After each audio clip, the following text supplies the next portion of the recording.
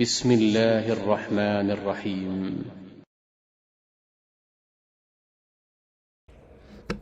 اعوذ باللہ من الشیطان الرجیم. بسم اللہ الرحمن الرحیم.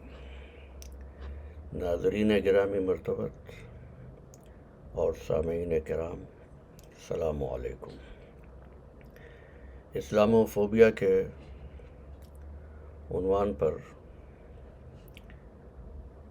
بلا تکرار کے ہم اپنی گفتگو کو آگے بڑھاتے ہیں. اب تک ہم نے آپ کی خدمت میں یہ عرض کیا کہ انسانوں کی عادت اور جبلت یہ ہے کہ جس شے سے نقصان پہنچنے کا خطرہ یا امکان ہوتا ہے اس سے وہ خوف محسوس کرتا ہے. انسانوں کا ڈیزائن، انسانوں کی فطرت اور انسانوں کی جبلت اس طریقے سے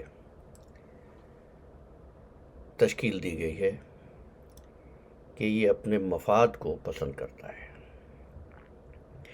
جس کی ایک مثال آپ کی خدمت میں پہلے عرض کر دوں اور پھر ہم گفتگو کو آگے بڑھاتے ہیں.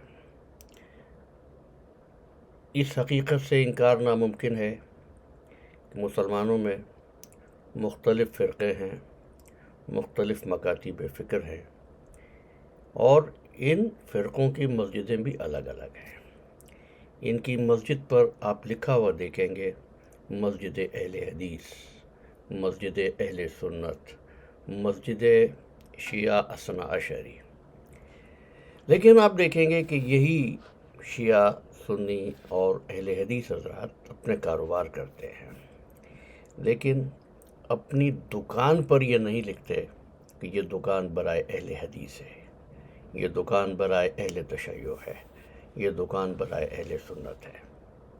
آپ دیکھتے ہیں شیعہ بھائی ہمارے مجالس کے تبرک ان دکانوں سے بھی اور کھانے ان باورچیوں سے بھی بنوا لیتے ہیں جو ان کے مسلک سے تعلق نہیں رکھتے. آپ نے محسوس کیا ہوگا شدت پسند ہندو مسلمان سے نفرت کرتا ہے، مسلمان ہندو سے نفرت کرتا ہے، لیکن اگر یہ مسلمان ہندو کی دکان پر کچھ خریدنے کے لیے جاتا ہے تو ہندو اس کو بھی شے بیچتا ہے. یہ مسجد پر لکھتا ہے کہ یہ اس فرقے کی مسجد ہے، کاروبار پر یہ نہیں لکھتا، اس لیے کہ اگر کاروبار پر اس قسم کے لیبل لگ جائیں گے تو کاروبار محدود ہو جائے گا. یہی وجہ ہے کہ اگر ایک لمحے کے لیے اس بات کو مان بھی لیا جائے کہ مغرب میں رہنے والے لوگ مسلمانوں سے نفرت کرتے ہیں، مگر اتنی بڑی تعداد میں یہ مسلمانوں کو اپنے ممالک میں کیوں آنے دیتے ہیں؟ مسلمان جب اتنی زیادہ نفرت کرتے ہیں مغرب میں رہنے والے لوگوں اور ان کے مذاہب سے، تو یہ دوڑ دوڑ کر اپنی حسرتوں کے ساتھ کیوں مغرب میں آتے ہیں؟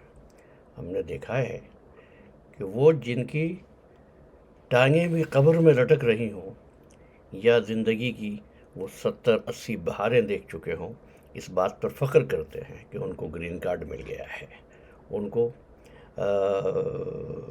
بیرونی پاسپورٹ مل گیا ہے. کیوں عزیزو؟ وہ امیگریشن اس لیے دیتے ہیں کہ ان کو آپ کی صلاحیت کی، اپنے معاشرے کے مختلف شعبوں میں آپ کی استعداد کی ضرورت ہے. آپ یعنی مسلمان اس لیے آتے ہیں کہ ان کو روزگار حیات کی ضرورت ہے. یعنی اس دنیا کے اس عالم اسباب کا نظام ضرورتوں پر چلتا ہے. یہ ہے انسانوں کی وہ بنیادی جبلت، انسانوں کی وہ بنیادی سرشت جس کی وجہ سے کاروبار حیات چلتا ہے. قرآن مجید نے 13واں سورہ ہے، سورہ الرعد، اور اس کی 70ویں آیت ہے، اور اس میں ارشاد فرماتا ہے رب العزت کہ دیکھو جب بارش ہوتی ہے تو خس و خاشاک بہنے والے پانی کے اوپر آ جاتا ہے. لوگ سمجھتے ہیں یہ باقی رہ گیا، اور وہ جو نظر نہیں آتا اس کو سمجھتے ہیں ختم ہو گیا. لیکن قرآن مجید یہ مثال دیتا ہے کہ وہ جو فائدہ زمین میں چھپا ہے وہ نظر تو نہیں آ رہا ہے، لیکن وہ اس صورت میں باقی ہے کہ بارش سے جو فائدہ زمین کو حاصل ہوا اس سے زراعت پروان چڑھتی ہے، اس سے پودوں کو غذا ملتی ہے۔ یعنی کیا مطلب ہے؟ باقی وہی رہتا ہے جس سے بنی نوع انسان کو فائدہ پہنچتا ہے۔ یہ اصول قدرت ہے، یہ اصول فطرت ہے، یہ اصول کائنات ہے، یہ اصول بقا ہے۔ لفظ یاد رکھ لیجیے گا، انفع الناس، جو لوگوں کو فائدہ پہنچائے، صلاحیت پہنچائے۔ اسی کے لیے رہنمایان اسلام نے آپ کو تیار کیا تھا کہ جب مولا مشکل کشا نے فرمایا حکمت مومن کی گمشدہ میراث ہے، جہاں سے ملے لے لو۔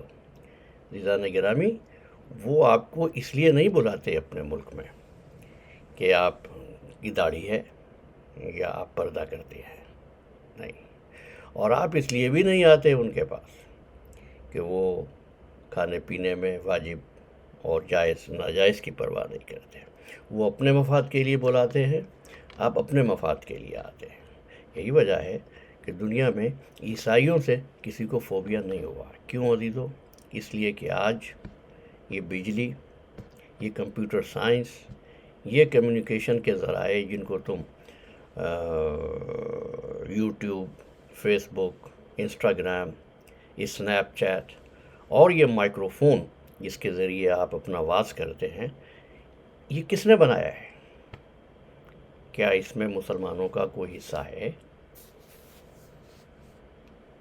یہ دوائیں جو آپ کی زندگی کی ضرورت ہے، جو بیماری میں آپ کو صحت عطا کرتی ہیں، یہ کہاں سے آج بن رہی ہیں؟ پھر آپ یہ سوچئے کہ آج کی مہذب اور متمدن دنیا میں کیا کوئی ایسی ایجاد ہے جس کا سہرا آپ مسلمانوں کے سر دے سکیں، سوائے اس کے کہ آپ اپنے ماضی پر فخر کریں گے؟ قومیں حال میں جیتی ہیں، آپ کا حال کیا ہے؟ اس لیے عزیزو، اگر آپ چاہتے ہیں کہ اسلام فوبیا کا مسئلہ دنیا میں ختم ہو جائے تو بجائے دوسروں کو برا بھلا کہنے کے، بجائے احتجاج اور مظاہروں کی شدت سجانے کے، آپ اپنی صلاحیتوں میں اضافہ فرمائیے۔ یہی آقا دو جہاں محمد مصطفیٰ صلی اللہ علیہ وآلہ وسلم نے تعلیم کیا، اور یہی اہل بیت رسول علیہ السلام نے آپ کو بتایا۔ مولا کائنات فرماتے ہیں، جب دنیا سے اور زمانے سے تجھ کو خطرہ محسوس ہو تو دنیا اور زمانے کو برا نہ کہنا، اپنے گریبان میں جھانک کر دیکھنا کہ مجھ سے کیا غلطی ہو رہی ہے۔ عزیزو، دنیا تو اللہ کے دوستوں کی مسجد ہے، اللہ کے دوستوں کا مصلی ہے، جس پر اللہ کے دوست اپنی صلاحیتوں سے بنی نوع انسان کو فائدہ پہنچاتے ہیں اور مرضات الہی کا سودا کرتے ہیں۔ اسی لیے اسلام ہی وہ دین ہے جس نے آخرت سے پہلے آپ کو دنیا کی حسنہ تعلیم کی ہے۔ یقین جانیں، کسی کے ظاہری حلیے سے کسی کو خطرہ محسوس نہیں ہوتا، کسی کے بند کمرے میں نماز پڑھنے سے کوئی خطرہ محسوس نہیں ہوتا۔ اگر کوئی ہندو بند کمرے میں جا کر بتوں کے آگے ہاتھ جوڑ دے یا سر جھکا دے تو اس سے میرا کیا تعلق ہے؟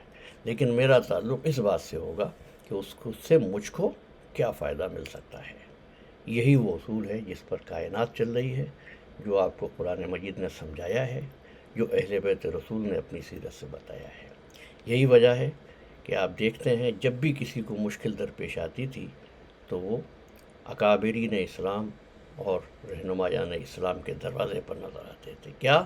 انہوں نے اپنی ذات کو، اپنے وجود کو منبع فیض بنا دیا تھا، اور آپ اس جوہر سے خالی ہیں اور لوگوں سے شکایت کرتے ہیں اور یہ سمجھتے ہیں کہ نعرے لگا کر یا املاک کو نقصان پہنچا کر، پراپرٹیز کو جلا کر آپ اپنا ہدف حاصل کر سکتے ہیں۔ عزیزان گرامی، یہ صحیح راستہ نہیں ہے۔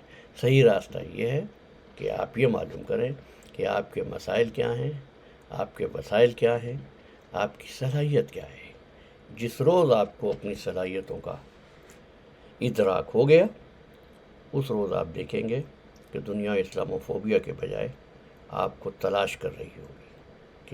کیسا اچھا فارمولہ دیا مولا مشکل کشا، فرماتے زندہ رہو تو اس طرح کہ لوگ تم سے ملنے کے مشتاق رہیں، اور مر جاؤ تو اس طرح کہ لوگ تم کو یاد کر کے گریا کریں۔ وآخر دعوانا ان الحمدللہ رب العالمین۔ السلام علیکم ورحمۃ اللہ وبرکاتہ۔